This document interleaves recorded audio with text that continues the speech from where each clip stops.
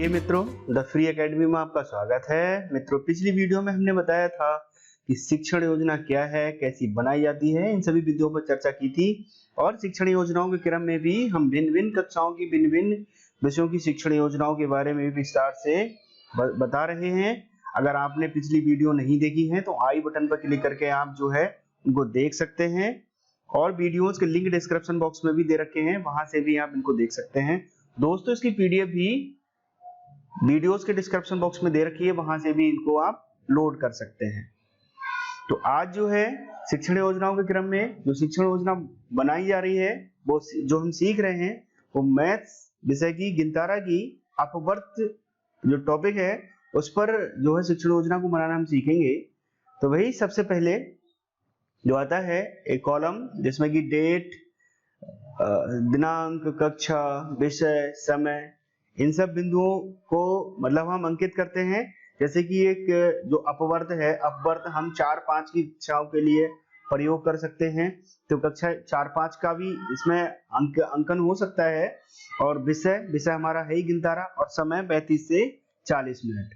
इस प्रकार से जो है ये हमारा प्रथम कॉलम वाला बॉक्स जो था वो पूर्ण हुआ। उसके बाद क्या आता है लर्निंग आउटकम। इस गिनतारा विषय के अपवर्त जो टॉपिक है, ये अपवर्त प्रकरण है, उसको सिखाने का उद्देश्य छात्रों को क्या है कि जो भी हम संख्याएं दे रहे हैं क्या उनके अपवर्त कर पा रहे हैं या नहीं कर पा रहे हैं, या उनके गुणज कर पा रहे हैं या फिर नहीं कर पा रहे हैं। तो ये जो था इस टॉपिक का क्या हुआ, एक लर्निंग आउटकम हुआ।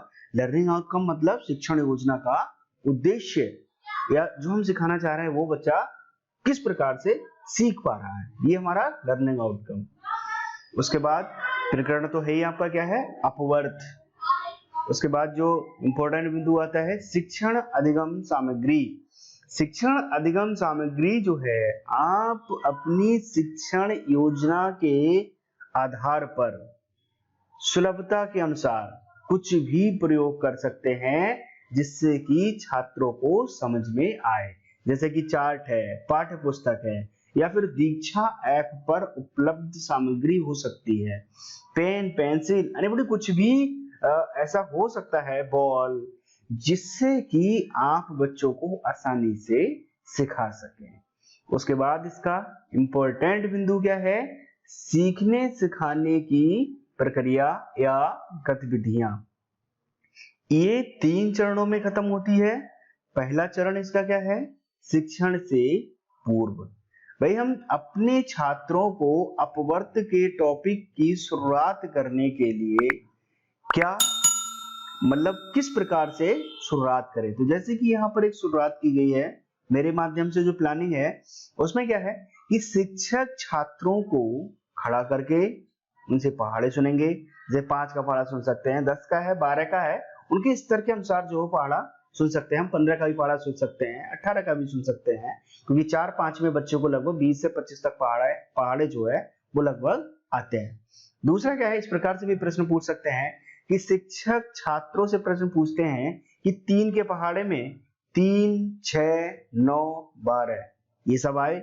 ये सभी संख्याएं 3 से बट जाती हैं, तो ये संख्याएं क्या कहलाएंगी। हो सकता है छात्र इनके उत्तर देने में क्या रहे, असमंजस की स्थिति में रहे, या जो है उत्तर देने में असमर्थ हो, या हो सकता है भिन्न भिन्न उत्तर भी आए। तो इस प्रक्रिया को जो हम करेंगे, जो प्रारंभ वाली बात होती है, वो समय जो है वो 5 मिनट है। या जो आकलन के एक फिर इसमें बिंदु क्या है, आकलन के तरीके। तो आकलन में हम उनसे सुन रहे हैं, तो सुनने से भी उनका आकलन हो सकता है, और हमने छात्रों से क्या किए, प्रश्न किए, तो प्रश्नोत्तरी के माध्यम से भी इनका आकलन हो जाएगा। उसके बाद एक इंपॉर्टेंट बिंदु उसका आता है, जो चरण है वो क्या है, शिक्षण के दौरान। शिक्षण के दौरान एक उदाहरण या गतिविधि या एक चार्ट पर जो मैंने अंकन किया है मैं उसको समझाने का प्रयास करूंगा शिक्षण के दौरान। जैसे क्या, शिक्षक छात्रों को चार्ट पर बने उदाहरण की ओर इशारा करते हैं कि यहाँ पर देखो एक बॉक्स है जो चार्ट बना हुआ है, उसमें क्या है 3 गेंद है, और 3 गेंद को एक बार दिखाया गया है, मतलब 3 को एक बार दिखाया गया है, अर्थात 3 into 1 मतलब 3 multiplied by 1। ठीक, उसके बाद क्या है कि यहाँ पर दूसरे बॉक्स में क्या दिखाया गया है कि 3 गेंद को 2 बार दिखाया गया है, मतलब 1 2 3 और 1 2 3 मतलब 2 बार दिखाया गया, मतलब कितना हुआ 2 गुणा 3 गुणा 2, 3 गुणा 2। इसी प्रकार से हम छात्रों को अन्य प्रकार के इसी में जोड़ सकते हैं, जैसे कि 3 बार बना दिया, मतलब 3 गेंदों को 3 बार बना दिया तो कितना आ जाएगा 3 गुणा 3, या 3 गेंदों को 4 बार बना दिया तो 3 गुणा 4 आ जाएगा। इसी प्रकार से जो है वो हम बच्चों को सिखा सकते हैं। अब फिर प्रश्न इससे क्या आएगा, शिक्षक छात्रों को बताएंगे कि उदाहरण में 3 6 9 12 सभी संख्याएं 3 से बढ़ रही हैं, अर्थात ये संख्याएं 3 की गुणज या अपवर्त हुई। तो यही तो हमें अपना प्रकरण बताना था कि अपवर्त क्या हुई, तो जो 3 6 9 12 है जो कि उस संख्या से अर्थात 3 से कट रही है, तो 3 से कटने वाली वो सभी संख्याएं पूरी कटने वाली वो सभी संख्याएं उसकी क्या कहलाएंगी, अपवर्त या गुणज कहलाएंगी। अब इनसे संबंधित ये भी पूछ सकते हैं कि शिक्षक छात्रों से इस प्रकार के उदाहरण श्यामपट्ट पे बताने को भी कहेंगे, छात्रों को हम बोर्ड पर भी आने को कहेंगे और जो है इसी प्रकार के अन्य उदाहरण उनसे करवाएंगे। उसके बाद जो इसका अंतिम चरण है वो है शिक्षण के अंत में। शिक्षण के अंत में क्या करेंगे भाई हम, कि शिक्षक छात्रों से अन्य संख्याओं के गुणजों को कॉपी पर लिखवाएंगे और जो है उनको निरीक्षण के माध्यम से भी आकलन करेंगे। इस पूरी प्रक्रिया को हम लगभग 5 से 10 मिनट के समय में उसको कर सकते हैं और उसका आकलन निरीक्षण के माध्यम से भी कर सकते हैं।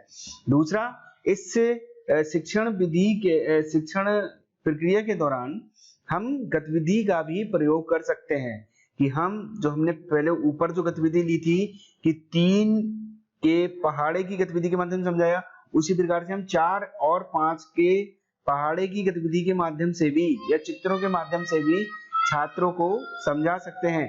तो इस प्रकार की गतिविधि को हम अपनी शिक्षण योजना में अंकित कर सकते हैं। अगला जो इसका बिंदु है वो है प्रदत्त कार्य या गृह कार्य। तो इसको हमने जो टॉपिक सिखाया है वो क्या है, अपवर्त। तो अपवर्त के टॉपिक से ही हम अपने गृह कार्यों को दे रहे हैं, वो की क्या है, इस प्रकार से दे सकते हैं कि सभी छात्र निम्न संख्याओं के 5-5 गुणजों को लिखें, जैसे 5 के 5 गुणज, 7 के 5 गुणज, 9 के 5 गुणज, 12 15। आप इस प्रकार से भिन्न संख्याओं के भी गुणजों को इसमें छात्रों को करने के लिए दे सकते हैं। उसके बाद आता है शिक्षक की आगामी योजना। वही कि हमारी कक्षा में हर लेवल के छात्र होते हैं, तो उन छात्रों के लेवल को ध्यान में रखते हुए अगर उन छात्रों को समझ में नहीं आया है तो उसको हम अन्य गतिविधियों के माध्यम से समझाने का प्रयास करेंगे या फिर दीक्षा ऐप के माध्यम से भी उसको सिखाएंगे। और इन अपवर्तकों के माध्यम से शिक्षक जो है अपवर्तक बोले तो गुणनखंड जो कि इसका अगला टॉपिक है उसको भी सिखाने का प्रयास करेंगे। प्रिय मित्रों, शिक्षण योजनाओं से संबंधित अगर आपका कोई सुझाव हो, कमेंट हो तो आप द फ्री एकेडमी पर दे सकते और चैनल को सब्सक्राइब भी करें। धन्यवाद।